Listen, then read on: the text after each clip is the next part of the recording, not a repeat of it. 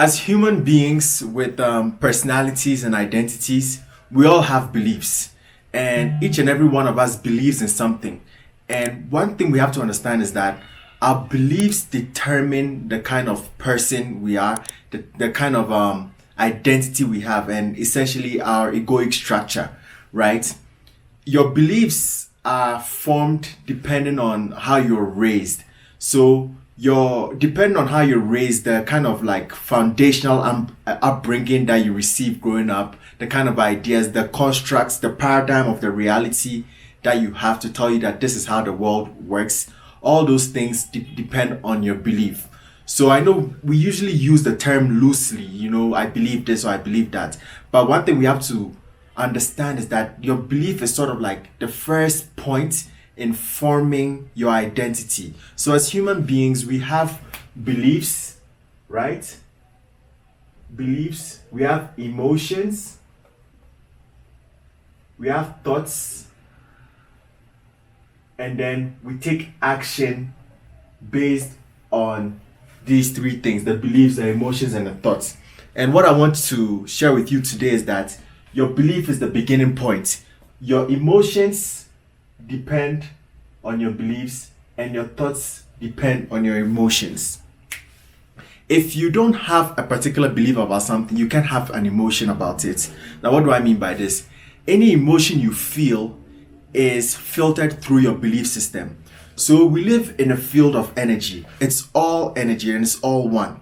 And you as a human being, or as a should I say, an individual point of consciousness that seems separate from other things, that has like a particular point of view, a particular perspective. You are just a unique perspective of all that is, which you may call God, which you may call the universe, source energy, however you tend to relate to it.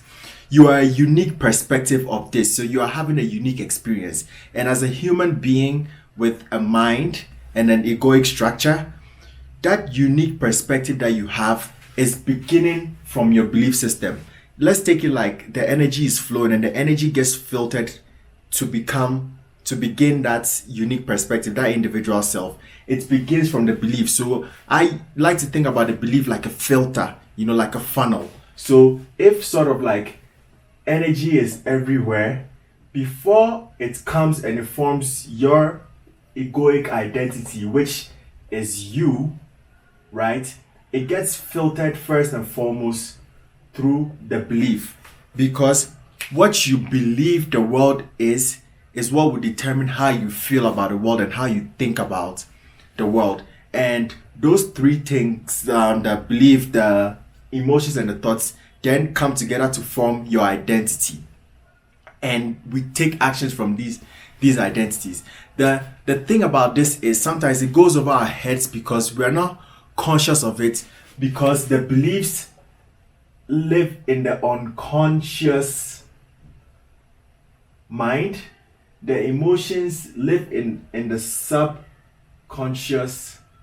mind, and the thoughts are in the conscious mind. So if we can think about the mind and sort of like separate it into these demarcations to make sense of it, your beliefs exist in the unconscious. So most of the time when you're operating, you are not sort of all the time conscious of it because it's sitting in the unconscious mind. And these beliefs, they get developed from the time that I guess you're maybe in the third trimester in the womb till maybe you're at the age of 7. You're picking up these beliefs, and through your habits and the things that you're being taught by your society, your parents, and so on, you are learning it and you're using it to form the construct and of your paradigm, right? Because you come into the world as a spirit, as a soul who has entered into this new reality. And when you come here, you need to be taught the rules of the game. You need to be taught how to live, depending on your locale, your religion, your culture, whatever it may be.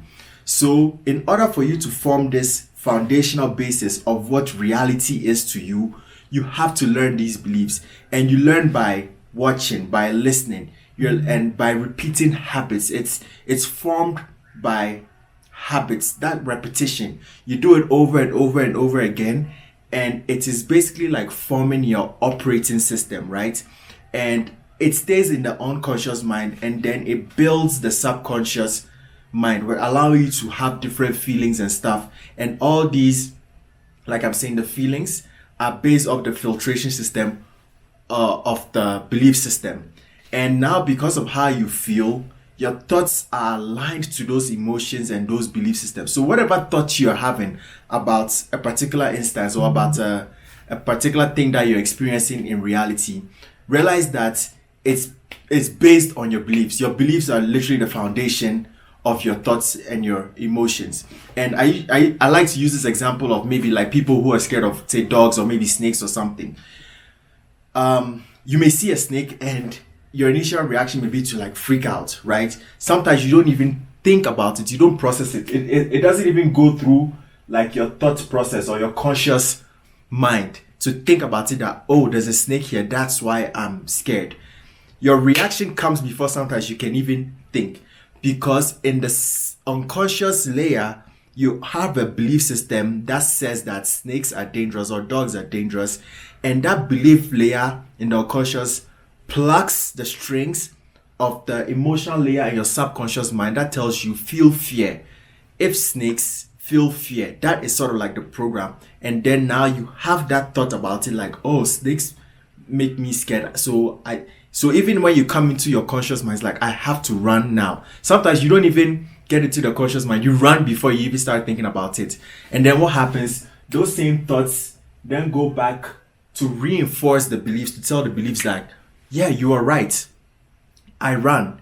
And sometimes maybe instead of running, you may try to attack the snake and the snake will attack you back. And then you take that occurrence that happened to reinforce the belief, to say that I actually thought about it, I struck it, and now the snake attacked me. So then the belief is correct, and then that belief gets stronger and it forces it causes you to have like stronger emotions and stronger thoughts, and then that pattern continues. And this pattern comes together to sort of like form who you are, your identity. And until you as a conscious being decide to take the decision through contemplative thoughts or through different occurrences, maybe you may see somebody actually play with a snake, or maybe a snake may pass over your leg and won't bite you, and you can have a thought and be like, actually maybe snakes are not dangerous, or maybe dogs are not dangerous. That conscious activity or that conscious awareness that you had in that moment gives you an opportunity to change the belief system. And then once you can go into the unconscious layer of your mind to change the belief systems, now you can begin to trickle down and change the emotions you feel when it comes to snakes or dogs or whatever, which will then change your thoughts. So this is how like your beliefs are running your lives, or I should say our beliefs are running our lives. And we all have different types of beliefs. So it's something that we take for granted, because usually what happens is the beliefs that we have, because they are the foundation of our reality and how we see the world, we take them as facts. So we forget the idea that it's actually a belief. A lot of people have certain religious beliefs, right? The Christians have their beliefs, the indigenous traditionalists have their beliefs, the Muslims have their beliefs, and usually people who grow up in these respective societies or these respective religious institutions or setups believe that they have the truth and believe that theirs is the fact, to the point where there's been times in human history where people have like taken the sword or gone to war to destroy other societies because they believed that their belief was the fact and ordained by God. But what they don't understand is that your belief is just your paradigm. It's just like a lens for your paradigm. It's just a filter through which you filter the reality to have a certain particular experience, to make sense of it, to identify yourself, and to also identify the world that you live in relation to yourself. So this is really what your belief system is. It's part and parcel of the makeup of who you are. It's what sort of is setting up a way for you to relate to the world and to relate to yourself in relation to that world. But what you have to understand is that it's a construct, right? And like any construct, it can be altered, it can change. That's why you can have a belief that you had maybe say 5 years ago, and your life experiences may cause you to change that belief because it's not fixed, it's not fact. Everything that we're experiencing in reality is dynamic. Reality is dynamic and life goes on, and the point of life is to live fully but also to learn. So our experiences can always shape our beliefs, but it will always depend on us as conscious beings having that thought process, that contemplative thought process, and that conscious thought process to first become aware of the unconscious beliefs or the beliefs in the unconscious mind and seeing it for what it is, investigating and asking ourselves if this is true to my current reality, if this makes sense, and then from that point on, changing our minds and so on and so forth, or changing who we become. So if you want to change who you are, if you want to change the world you see, if you want to change the world, if you want to change how you relate to the world, how you relate to yourself, you have to start from the beliefs. You can try with the thoughts and so on, but if you don't touch the beliefs and try to transform from there, nothing is going to change because the beliefs are literally what is holding up the emotions and the thoughts, because your belief is sitting in the unconscious mind, affecting the subconscious, which then affect the conscious. And I just also want to point out even the word subconscious and unconscious compared to conscious, right? Sometimes the word in itself can make you think that perhaps the conscious mind is like a higher vibrational level. But one thing we have to understand is that actually the subconscious is on a higher vibrational level than the conscious mind, and the unconscious is actually even on a higher level than both of them. So the unconscious is really the beginning foundation of your individual self and your individual identity. Call it your character, call it your egoic self, or whatever it may be. It's what begins the game. It's what sets the operating system, because without that operating system, you can't even begin to have particular emotions or thoughts. So that is where you have to go to be able to make your transformation. So if you have certain beliefs about yourself, maybe you see yourself as somebody who lacks confidence, or you see yourself as somebody who's poor, or maybe you think that, oh, I'm poor because of the family I grew up in, I lack confidence because of the family I grew up in. Just realize that that's a belief. It's a story. It's not fact. And it's up to you to be able to realize this and change the belief, because the belief being the base foundation, forming, say, the triangle of your being of belief, emotion, and thought. Once you change the belief, you can literally change who you are, because that is the source of your identity, or should I say that is the beginning point, the first brick layers. So once you're able to change that, you can change who you are. So if you want to transform yourself, you have to investigate your beliefs, and you have to investigate it with clear awareness and honesty. You have to see it for what it is, and don't lie to yourself. See what the belief is saying and see how those beliefs are causing your emotions. So sometimes you can even trickle it back, right? You can have a particular thought and realize that thought comes with a particular emotion, and maybe something that you've realized over and over again. So you say, I always have this thought tied to this emotion.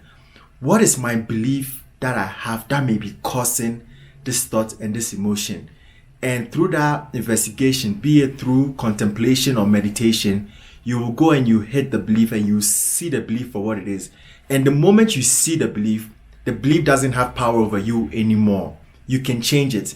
The only way to have power over you is if you have another belief that supports that belief. So then you have to go deeper to see, okay, what belief is supporting this belief that I had that is making it hard for me to let it go or to change it.